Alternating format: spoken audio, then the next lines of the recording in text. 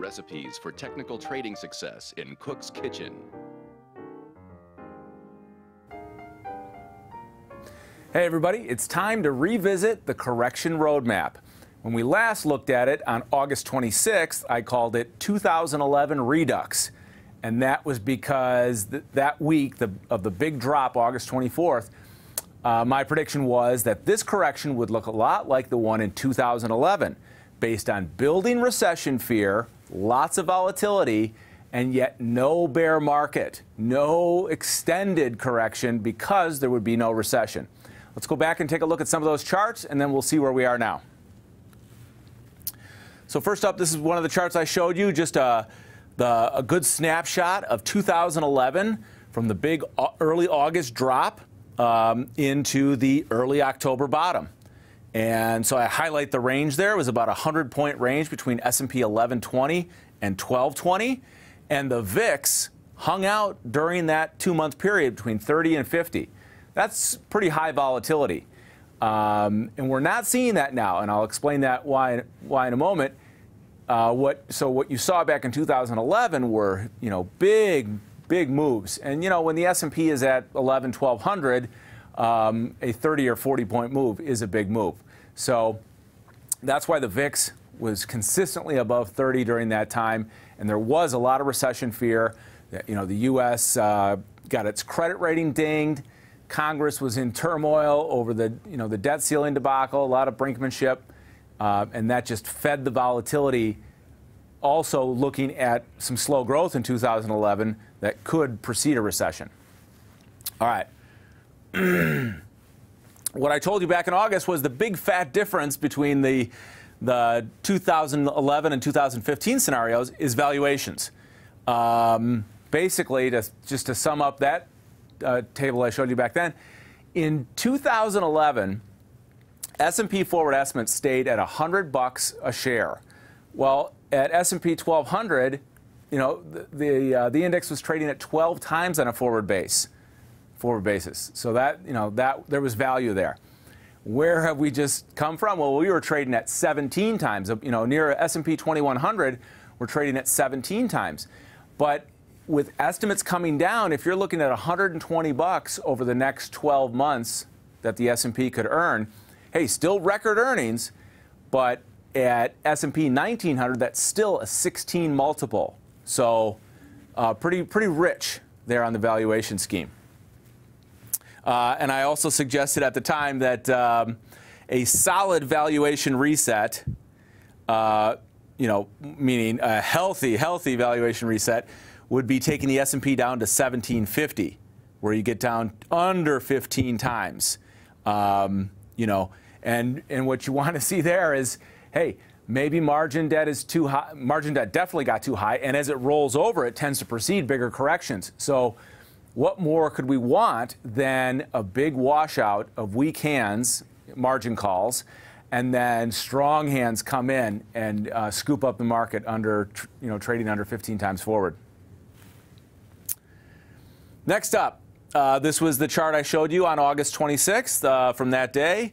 S&P stabilizing around 1900, and I said, hey, I think if we get the 2011 scenario, we're going to chop up and down here, just like that first chart I showed you. And if you get anywhere in here, S&P 1800 down to 1750, you want to buy that recession fear. That's what I said then, because the economic data is not pointing towards recession. So you can have recession fear that can drive you into a deep correction, even a correction greater than 20% that everybody will say is a new bear market. But bear market's not going to happen without the recession. And yes, there is this theory, this phenomena, we've seen it before, where a stock market can be so forward-looking and so pessimistic, not only can it correct severely into a bear market, but it can actually drive the economy into recession. So that can happen. That's still on the table,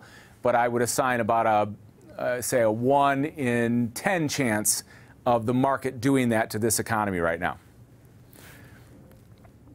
All right, so let's fast forward to today, October 14th. Where are we? Hey, we got a nice W bottom going here, huh? Been writing about that. We've been playing the swings in Market Timer, trying to keep it clean and just pick our spots, take some money when we can. And the S&P hangs out here, still around 2,000, despite weak reports from Intel, JP Morgan, and about an hour before I came in here, Walmart just warned, and the stock tanked $10 in about a half an hour. I'm sorry, 10% in about a half an hour, and from 67 down to 60, and over 25 million shares traded. So just, big surprise to a lot of folks, and they dumped Walmart shares down to like lows we haven't seen since the spring of 2012, down there at 60 bucks. All right, so back to this chart. Nice W bottom working here. Will it last? Will it take us to new highs? I don't think so. I think we've got to make one more trip. I think this still looks like 2011. The reason that the VIX has stabilized under 30, though, is because these daily ranges aren't that big. We're not having 2 and 3% moves every day. So that's why the VIX comes down. Remember, the VIX is S&P option market makers just pricing the daily volatility, pricing the risk, and they have to hedge it out. So it's just reflective of what is the expected move that day or that week. Not necessarily, believe me, they're not making projections about going into a bear market, and the put demand gets balanced by the call demand too, and the call selling. All right, so one other thing I want to point out here, you've got your 50 and 200-day moving averages crossing right here. Big deal to a lot of people, the death cross. I could care less.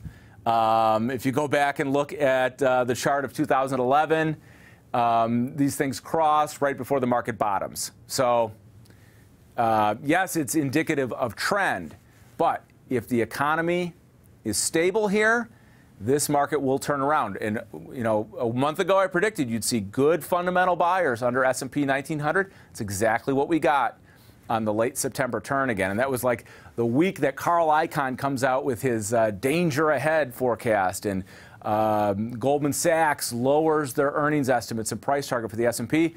The market, basically bottomed the next day in late September. And we had this run back up to S&P 2000.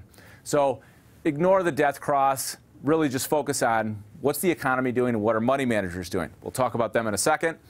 I also do not look at Elliott Wave or Dow theory. I think Dow theory, to me, it's obsolete. It's not useful. It's based on an obsolete index. So I don't pay that much attention to it, and I do not use it for any signals. All right, what else did I want to show you here? So you understand why the VIX is lower. Yeah, we've had some volatility, but nothing like what we had in 2011 because the recession fear now is not as great as it was then. That should be a clue for you. All right. Last thing we want to look at, here was the note that went out this morning on the Profit from the Pros newsletter. I wrote this last night. I just want to make a couple of points here. So I talked about institutions. I thought it was interesting that last week, Liz Ann Saunders, somebody I've followed for 15, nearly 20 years, who now is the chief equity strategist for Schwab, she comes out with a neutral call on equities. I mean, S&P trading at 1950, and they basically, I don't want to say they throw in the towel, but that is a bit of a surrender. I found it surprising for an institution, a broker like Schwab, to come out, hey, and to make a neutral call on equities. And she's been around for a while. She's a smart lady, and so I respect her view there. What does she see? What is she looking at in the economy or valuations to be neutral on equities at S&P 1950? Very interesting. Another guy that I talked about for a couple weeks here, Jim Paulson of Wells Fargo. He believes, like I do, that this valuation reset cannot be over yet, or maybe we wish it wouldn't be over. Like, we want to see the real capitulation of weak hands. S&P falls under 1,800. We get that washout. Then, real fundamental buyers come in when they have clarity about the economy, maybe clarity about the Fed, if that's possible.